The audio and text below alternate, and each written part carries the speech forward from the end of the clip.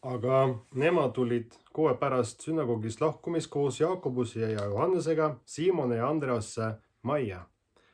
Aga Siimona ämm lammas voodis palavikus ja otsekohe räägiti Jeesusele temast. Ja Jeesus astus ta juurde, võttis tema käest kinni ja aitas ta üles. Ja palavik lahkus Siimona ämmast ning ta teenis neid. Alustame sellega, et Jeesus kutsuti jüngritest, tema sõpradest koju peale sünagogis käimist. Väga tore on olla üheskoos kirikus ja kiita Jumalat, palvetada, kuula tema sõna. Võib-olla saab mõtte või kaks kaasa jutlusest ja saab osaleda armulaval või õnnistus saada. Aga kristlase elu on enamat kui pühapäeval kirikus käia. Kristlase elu on ka argipäeva elu. Kas kutsume Jeesus kaasa oma argipäeva muredesse ja rõõmudesse?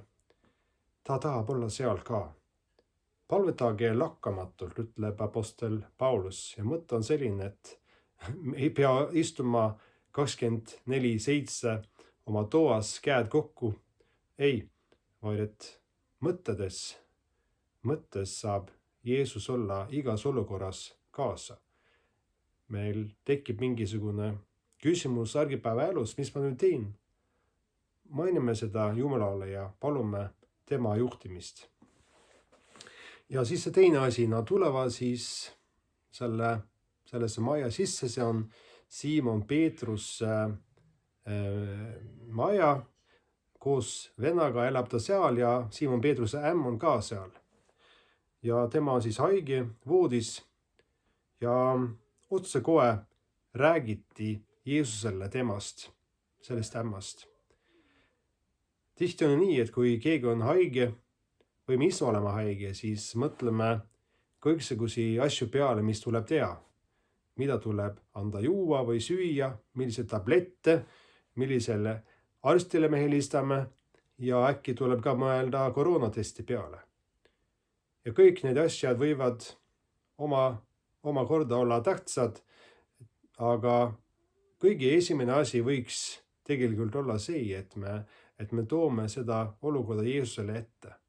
Me mainime seda Jumalale, et meil on selline probleem.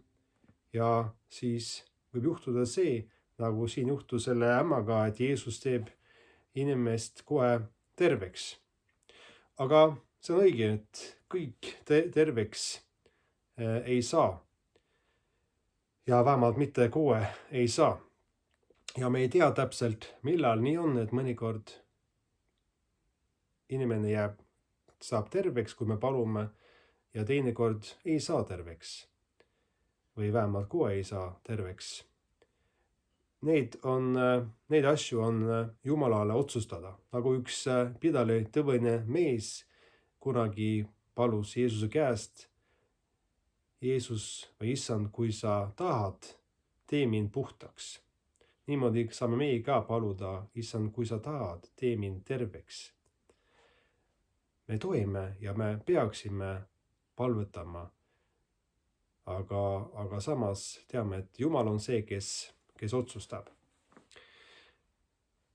See oli siis sabatil, et see juhtus ja samal õhtul, kui sabat oli üle ja oli jälle lubatud liikuda, siis väga palju inimesi sellest külast, ka Pärnumist, tulid selle sama maja juurde, nad tõid oma haigeid, kallid inimesi selleks, et Jeesus saaks neid puudutada ja terveks teha. Ja on öeldud nii, et väga paljusid said terveks.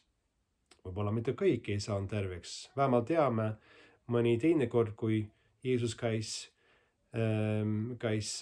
väikses linnas ja eriti seal, kus ta pärit oli, Naasaretis, et mitte kõik ei saanud terveks, kelle peale ta panid oma käed.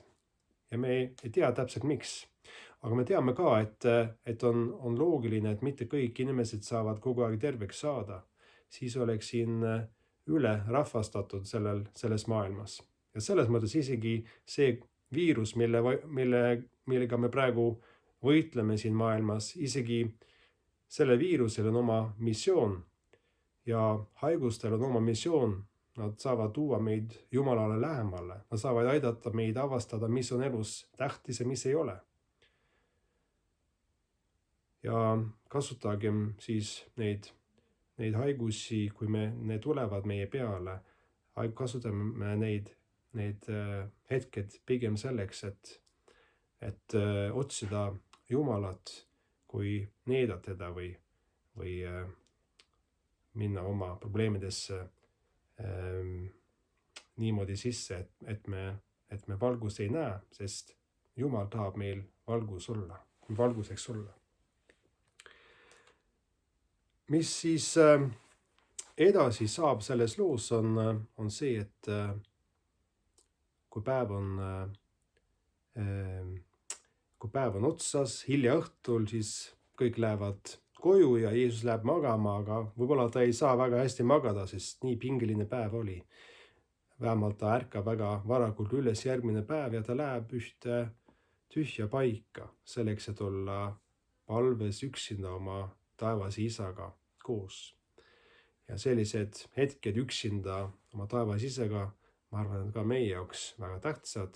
Jeesuse jaoks oli väga tähtis, siis talle anti seda jõudu, mis tal oli vaja selleks eluks, selleks teenimiseks, mis ta seal tegi. Ja siis hakkasid need teised jüngrid teda üles otsima, kui nad ärkasid ja leidsid, et Jeesus ei ole siin. Läksid teda üles otsima ja leidsid lõpuks teda ka ja rääkisid talle, et kõik otsivad sind. Ühesõnaga, nad mõtlesid, et ta peaks tulema nüüd tagasi kaasa ka Pärnumisse ja teha veel rohkem inimesi terveks. Aga siis Jeesus vastab neile nii: läkki mujale naaberküladesse, et ma sealgi kuulutaksin, sest selleks olen ma tulnud. Päästa elu, päästa tervis, see on oluline. Kaitsa ennast, kaitsa teisi, see on oluline, aga midagi on veel olulisem. Jeesus leidis, et veel olulisem oli see, et tema läks edasi naaberküladesse ja kuulutasid ka seal evangeeliumi igavesest elust ja pattude andeks andmisest.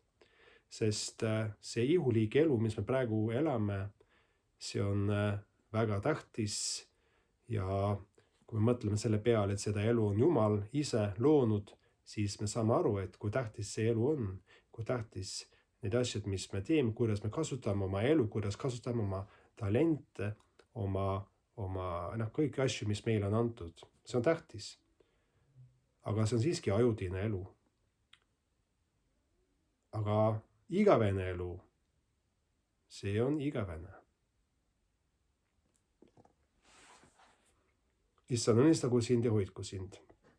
Issand, lasku oma paale paista sinu peale, olgu sulle armuline. Issand, tõsku oma paale sinu üle ja andku sulle oma rahu Isa ja Poja ja Püha Vaimu nimel. Amen.